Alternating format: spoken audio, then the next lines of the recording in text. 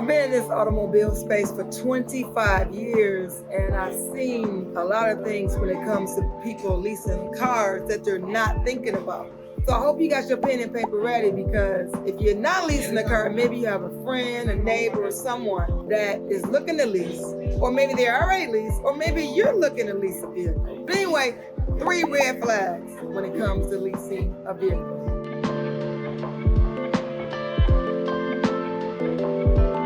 Number 1 is cash down when it comes to getting a lease. Well, in most cases you should.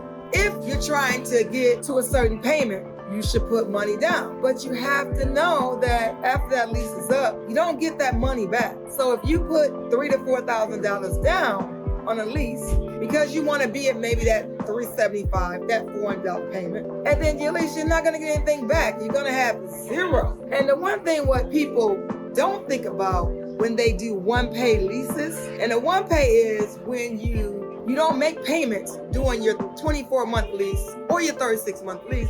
You make all your payments up front. That's called a one-pay lease. If you total your vehicle during the lease term, all that money goes out the window.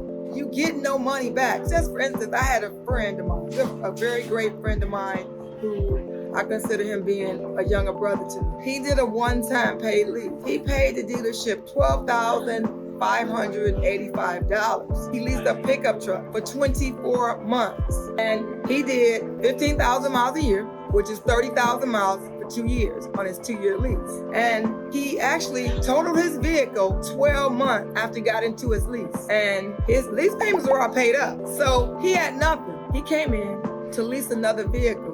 He did a 36-month lease because he had already paid his lease up for 24 months. I told him in the beginning of his lease that if he chose to lease this truck or lease a vehicle, if something happened and he got into an accident, he would not get any money back. Well, he totaled his vehicle. He got nothing back. So people do one-time lease payments is because they don't want to make a payment every month. But they're not thinking about, I have nothing if something happens to my vehicle. Some people do that because of credit. They have bruised credit. They got bad credit. They never pay their bills, and now they want to get a vehicle, and they have a lot of cash. So they can't get approved for that particular lease vehicle. So what they do is they come with all the money up front. And Jim Financial, because I work at a Chevy store, Joe Longheimer Chevrolet, located in Waterford, Michigan. If you do a one-time pay lease and you have bruised credit or bad credit, then guess what? They're not going to care what's on your credit report as long as you don't owe them. So they're going to pull your credit, but they don't care what's on your credit. So if you have student loans that are delinquent, you have credit cards that are charged off, and you might even have a car loan you had through, just say Ford or Chrysler. But as long as you don't owe GM Financial, they're gonna put you in that one-time paid lease. That's why sometimes people do one-time paid leases. Number 2, another red flag is trades. People trade in their car and they look to get into a lease. Now what I find a lot of times is that people have negative equity. Now, negative equity is when you owe more on your car than what it's worth. And I'll give you an example. Say if you owe $12,000 on your vehicle and the dealership gives you $8,000. Now that's $4,000 that needs to go into another vehicle. Now, people are not thinking, well, how much really am I getting for my trade? The only thing they're looking at is payment when it comes to leasing. But it's very important that you find out how much is owed on your lease yourself, not let the salesperson like myself find out, and then find out what we're getting you. Because you need to negotiate to see if you can get maybe more than that for your trade by doing what? Shopping your trade at different dealerships, or getting online and finding out how much your trade is worth. Always ask for more. Don't accept what somebody says. They'll give you $8,000 for your lease.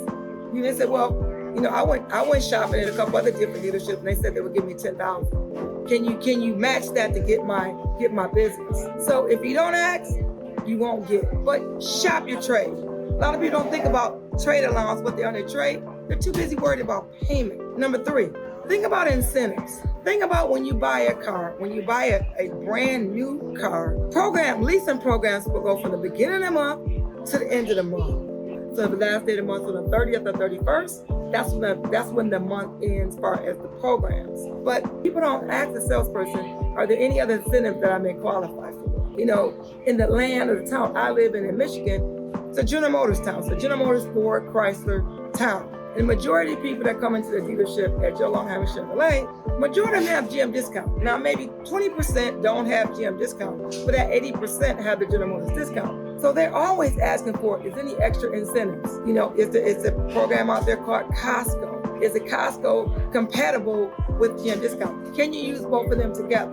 Now, a few years back, you could use a Costco with a GM discount, but now you can't use Costco with GM discount or any other rebates out there that qualify. Is there lease loyalty?